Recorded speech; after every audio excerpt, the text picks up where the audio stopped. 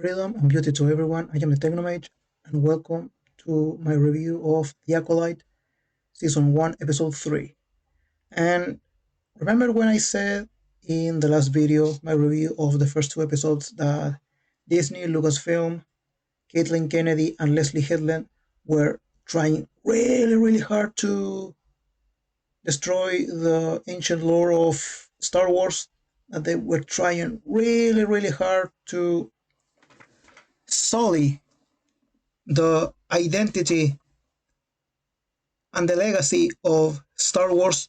Well, in this episode, it becomes very clear.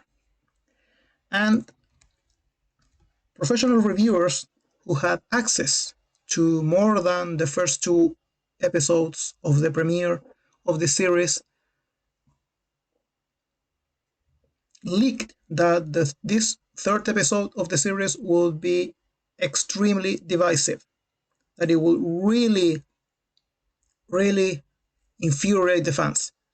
And let me tell you, they were not exaggerating. So let's get this over with. So the episode starts in Brendok, 16 years earlier, the home planet of Osha and May. We see the both little girls, and we immediately see that both of them are very different. Osha is more passive and timid, whereas May is more aggressive and dominant. And it's my opinion that this has a raison d'etre. Well, they belong to this group that is exclusively female. And they call this woman, this Sabrak, Mother Kirill. And they call this woman Mama. And if you remember, in the previous episode, Master Soul talked about Osha's mothers in plural. Well, it's these two. Our leaders on this by the same thread group of force-sensitive women. All living things are connected. They can use the force, they call it the thread. And I immediately ask myself, why? I mean, another group of force-sensitive females? I mean, we already have the Witches of Datomir. Anyway, but we know it ties you to your death. They are preparing Osha and May for a ceremony they call the Ascension. They have been training for this. I mean, the teachings of this group. And Osha is not very enthusiastic about this, because she doesn't want, because the ceremony involves linking herself to her sister May, her destiny to hers. And she doesn't want that. She wants more independence. She wants to be an individual, not a collective. The galaxy is not a place that welcomes women like us. Witches who have the abilities we do. You and your sister are special. And this would have been a very good opportunity to explore the dichotomy, the contrast between individuality and collectivity. But no, it's all reduced to we are women, we have power, and we are persecuted. Like, seriously, as if the galaxy has never had women with powers. I mean, there have been countless female Jedi Masters during the Old Republic, during the Cold War against the Sith Empire. We had Grandmaster Satil Shan, the Grandmaster of the whole Jedi Order.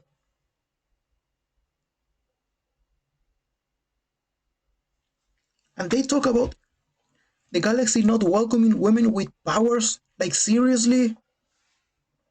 That all song and dance again? And while they are preparing themselves for this ceremony,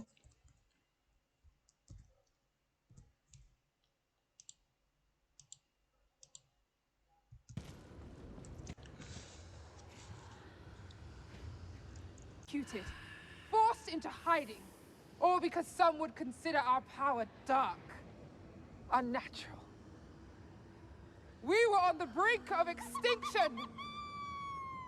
And then, we were blessed with a miracle. The gift of life. yes, the gift of life, because in case you didn't notice, yes, all of the members of this coven, this group, are women. But Osha and May are the only children.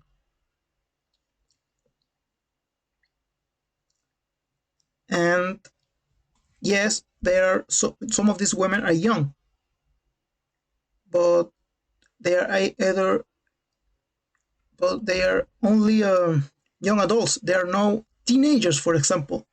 No other children, either older or younger than Osha and May. And while they're going through the ceremony, May does her part. It's Osha's turn, but the Jedi arrive. Good evening. I am Master Indara, and these are my colleagues, Sol, Kelnaka, and my Padawan, Torben. I am Anastasia. And well, the Jedi arrived, and this part is oof. Well, the thing is, the Jedi know that there are children in this coven, and those children are force sensitive. And by the laws of the Republic, as we know, we heard about this on the films, force sensitive Jedi, force sensitive children in the territory of the Republic has to be tested, and if they are force sensitive enough, they are to be taken by the Jedi Order and trained. Well, here's the thing. This planet where they are now is not part of the Republic. But here are the Jedi ready to steal these children because they are force sensitive, and therefore that makes them theirs. Look, we know that the Jedi Order isn't perfect, alright? I'm not going to say that the Jedi Order and the Jedi are like perfect beings, that they can do no wrong. We know they can. The Jedi Order has made many mistakes throughout its history, or at least the legacy canon before Disney bought Lucasfilm. Case in point, Revan. During the New Mandalorian Wars, uh, a Jedi who adopted the name of Revan separated himself, and many followed him away from the Jedi Order to become generals for the Republic's army and fight against the Mandalorians who were destroying the galaxy. And all that violence led to Revan, who adopted the name because his group was called the Revanchists. All that violence led to Revan becoming Darth Revan, one of the worst Dark Lord of the Sith in the galaxy's history. And he almost himself destroyed the Republic and the galaxy, the same way the Mandalorians did before him.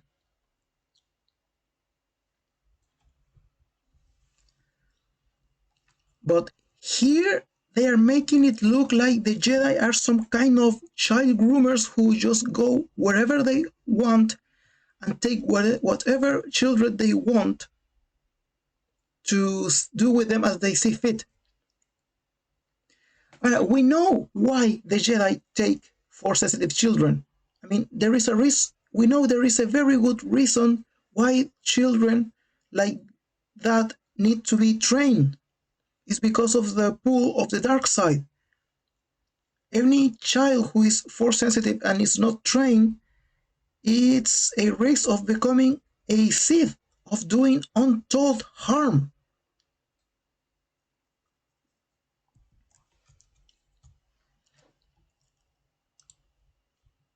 And well, Osha is actually very enthusiastic with the Jedi, and they tell them that we are going to allow them to be tested.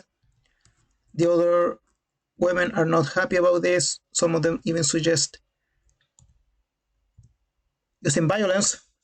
Osha wants to do it. Osha is a child. She is old enough to know what she wants. I did not bring the girls into this world so we could lose them to a bunch of deranged monks. It is. And here's something interesting.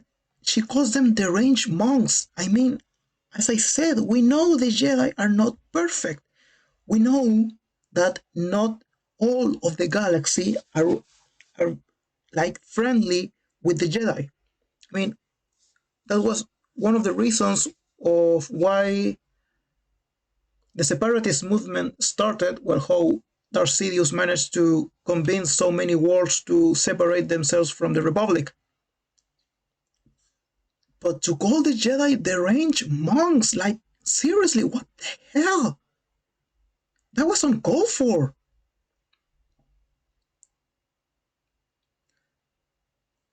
But again, as I said, the creators of the show are trying really, really hard to sully the name and image and legacy of the Jedi. Because Star Wars is one of the most famous franchises in pop culture, in science fiction. And the Jedi are one of the fundamental pillars of the Star Wars universe. And pop culture as well, because the teachings of the Jedi about peace, discipline, the camaraderie inside the order, the fight against evil, against harm, of helping others, of self-sacrifice, those are really inspiring, and they have inspired people and children throughout decades. And they are trying really hard of destroying that, of making not just make the Jedi look bad, not perfect, but to make them look horrible. As I said, since Disney bought Lucasfilm and they acquired Star Wars, they have tried really, really hard to make everything that came before them in Star Wars as bad, as flawed, as a mistake. Everything they do is right, is what is good. Not your decision. It is mine. And I've made it. I carried them. I created them. And here is the big part about the bomb about this episode. The part that is that they warned us that there was going to infuriate long-time Star Wars fans. Is this: Osha and May were conceived through the Force. And what's the problem with this? First, Anakin Skywalker was supposed to be a unique case of this. Supposedly, I mean, it's controversial just what part is canon, what is not, and how Shmi Skywalker was impregnated through the Force to have Anakin. But he was supposed to be a special case. That is why he was so powerful in the Force. And it was led to believe that he was the chosen one.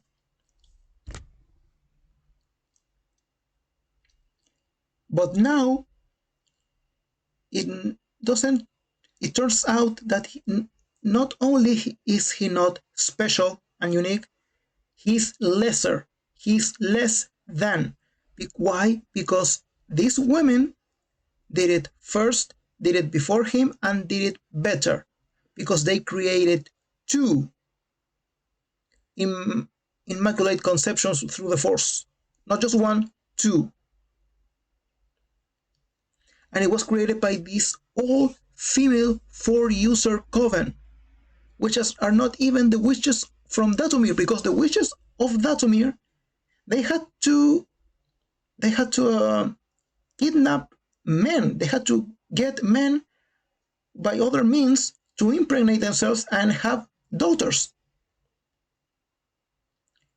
No, this group of women are even better than the witches of Dathomir. Not even they are special as an all-female female force sensitive group. And what happens? Well, they decide that Osha and May have to fail the test on purpose. They have to lie. But Osha, being the good girl she is, she doesn't want to lie. But when I joined the Jedi, I can see that's different from my state me. I was only 4. And here is a part that I didn't like very much. And I'm going to tell you why.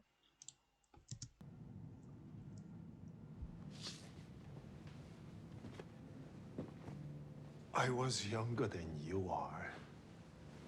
When the Jedi tested me, I was only 4. Really? Yes. But I knew I was different from my family. The Jedi saw how special I was. And I can see that in you, Osha. I was very scared to leave my family. But when I joined the Jedi, I found out there were many other children like me. There are other children there? Thousands like us. First of all, I always knew I was different from my family and that I was special. Seriously, was there any need for this trans allegory? Like, they really didn't try to hide it. And again, they make the Jedi see like these child groomers who just go around stealing children who they consider special and then just make with them whatever they want.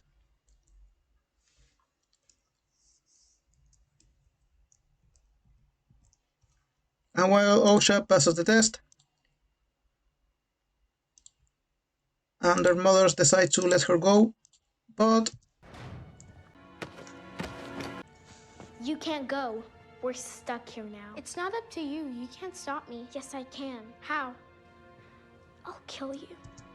yep, she said that May is not happy and she actually threatens her sister to kill her. She takes her book and she takes this lamp and she burns Osha's drawings. And this part is actually dumb. I mean, we went from something really serious to something really, really dumb. The fire May started with that little lamp is spreading like this whole fortress is made of dry wood. It's made of stone. How is this fire spreading so quickly? Well, Osha escapes and she discovers that the whole fortress is coming down. Saul comes to rescue them, but May falls, but he manages just to save Osha.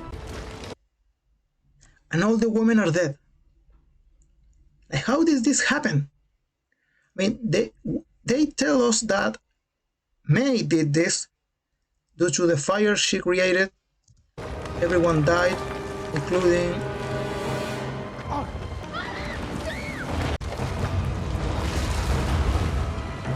the mothers.